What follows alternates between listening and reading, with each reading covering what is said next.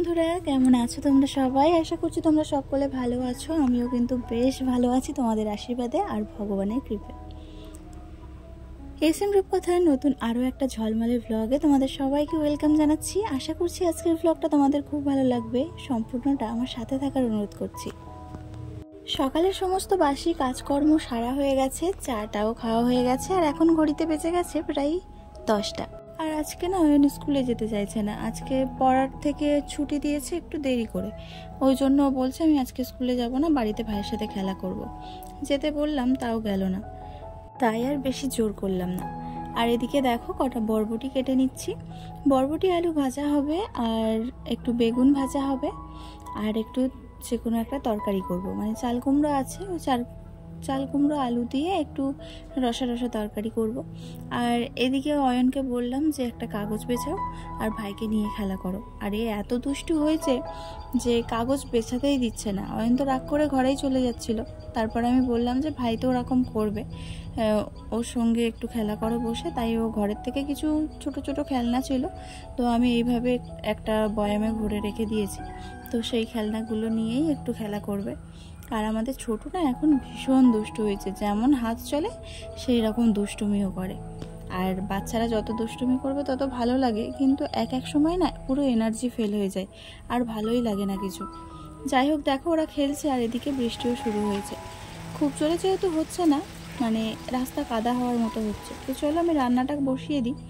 এদিকে বেগুন ভাজবো বলে কড়াইতে তেল গরম করতে দিয়ে দিলাম। আর বেগুনে মাখিয়ে নিচ্ছি একটু নুন, হলুদ, আর একটু সামান্য লঙ্কা গুঁড়ো, আর সামান্য একটু সর্ষের তেল।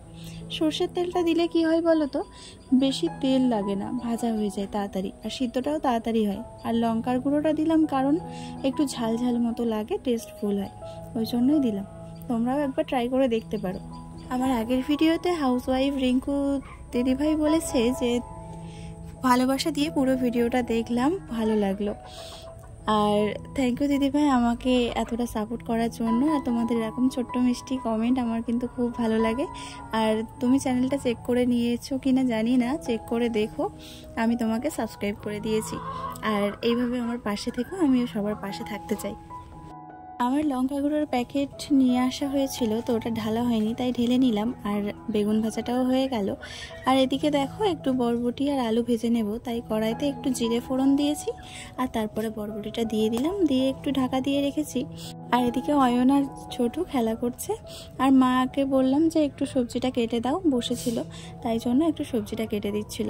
তারপরে ঢাকনা খুলে একটু নুন হলুদ দিয়ে সবজিটা ভালো করে নাড়াচাড়া করে নিয়ে তারপর আবারও ঢেকে ঢেকে রান্নাটা করে নিয়েছি। আর এদিকে দেখো মা সকালবেলা শুধু একটু চা বিস্কুট খেয়েছিল, ওই জন্য এখন ভাত হয়ে গেছে, বেগুন ভাজা দিয়ে ভাতটা দিয়ে দেব। আর বয়স্ক মানুষ তো সব বেশিক্ষণ না খেয়ে থাকলে যেন হয় না, আর ওষুধ খাচ্ছে, ওই জন্য দিয়ে দিলাম ভাতটা। আর ছোটু এদিকে ভাত খাবে বলে কি করছে দেখো, তাই আমি একটুখানি ভাত নিয়ে মানে বেগুন দিয়ে আর ওকে একটু গালে দিয়েছি। আর জিজ্ঞাসা করেছি ভালো হয়েছে, বলছে ভালো। তারপরে সমস্ত রান্না বান্না কমপ্লিট করে নিয়ে আর এদিকে চলে এসেছি বাসন মাজতে। আর ছোটুকে না এর মধ্যে ঘুম পাড়িয়ে দিয়ে এসেছি, জানো তো, খাইয়ে ঘুম পাড়িয়ে দিয়েছি। আর আমিও তারপরে একে একে সব কাজগুলো করে নেব। আর দেখো আমার কিন্তু বাসন মাজা হয়ে গেছে। আর এখন এর ভিডিওটাকে করে ধরে দিচ্ছে জানো, এখন আমার ছেলে ভিডিওটা ধরে দিচ্ছে। ওকে বলছিলাম যে ভিডিওটা একটু করে দিতে, তাই করে দিচ্ছিল।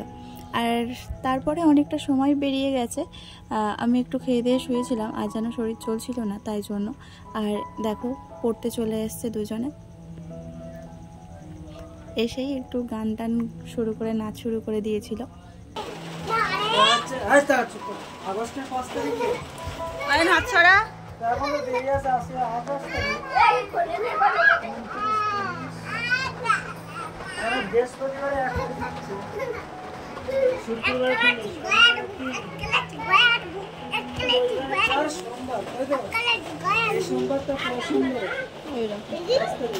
আর বাচ্চাদের পড়াতে গেলে না শুধু পড়া নিয়েই থাকলে হয় না, ওদেরকে একটুখানি হাসি মজাও দিতে হয়, তার সঙ্গে একটু পড়াতেও হয়, সেটাই হয়েছে।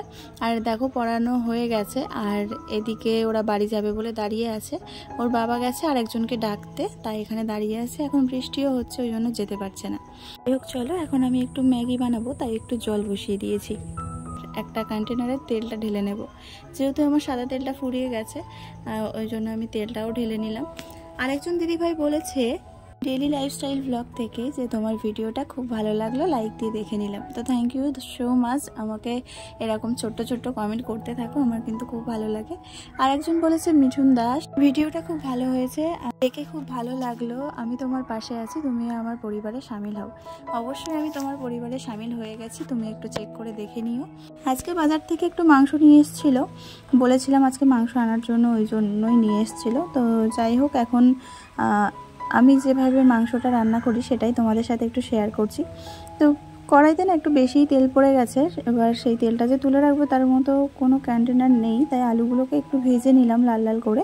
তারপরে কড়াইতে একটু পেঁয়াজ দিয়ে দিলাম, আর তেজপাতা এলাচ এই দুটোই ঘরে নেই বলতে পারো, আর গাছে আছে তেজপাতা, কিন্তু এখন যেহেতু রাত হয়ে গেছে ছেঁড়াটা উচিত হবে না, ওই জন্যই গেলাম না।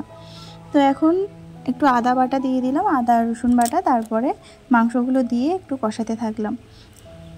মাংসগুলোর থেকে যখন একটু জল জল ছেড়িয়ে যাবে না, সেই সময় একটু নুন আর একটু হলুদ গুঁড়ো দিয়ে দেবো, আর লঙ্কা গুঁড়ো তো দিতেই হবে। আর আগে না আমরা কাঁচা লঙ্কা বা শুকনো লঙ্কা গোটা যেটা হয় সেটা বেটে দিতাম, তো ওতে না হাতটাও ভীষণ জ্বালা করতো। আর এখন অত খাটনি কে করে, মানে এখন মানুষ কুঁড়ে হয়ে গেছে, ওই জন্য যতটা শর্টকাটে করা যায় আর কি। তো যাই হোক, ভাতটাও আমার হয়ে গেছে, দেখলে ভাতটা উপর দিয়ে নিয়েছি, আর এদিকে কিন্তু আমি চা বসিয়ে দিয়েছি। তো সবাই মিলে একটু চাটা খাওয়া হয়ে গেল। দেখো মাংসটা কিন্তু এখনও আমি কষাচ্ছি, আর মাংসে যতক্ষণ না জল মরতে থাকে ততক্ষণ আমি কষাতেই থাকি। তো যাই হোক, আমাদের কিন্তু খাওয়া দাওয়া সব কমপ্লিট হয়ে গেছে, আর রান্নার জায়গাটা একটু বাকি আছে পরিষ্কার করতে। তো আমি তোমাদেরকে লুকিয়ে লুকিয়ে দেখাচ্ছি ছোটু আর অয়ন কি করছে।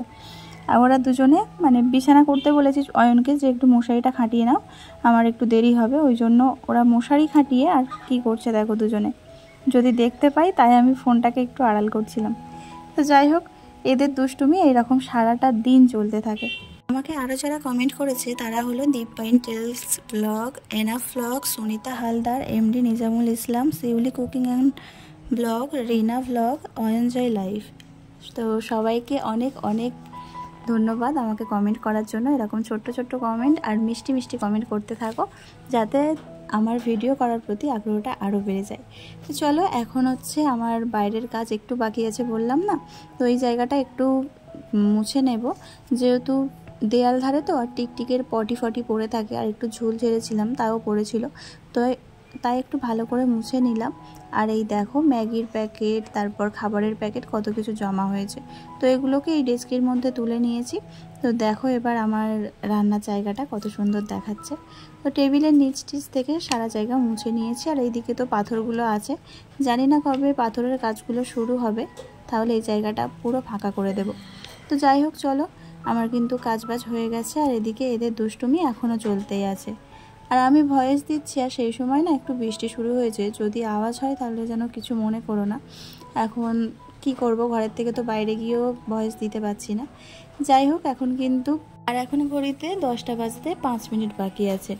চলো, এখন কিছু ভিজে জামা কাপড় আছে, সেগুলোকে মশারির উপরে দিয়ে দেব। এগুলোকে বাইরেই দিয়ে দিতাম, কিন্তু অতটাও ভিজে নেই, তাই মশারির চালে দিয়ে দিলাম, যাতে করে কালকে যদি রোদ বা বৃষ্টি হোক, যাই হোক না কেন, এগুলো আজকে রাত্রির মধ্যে শুকিয়ে যাবে।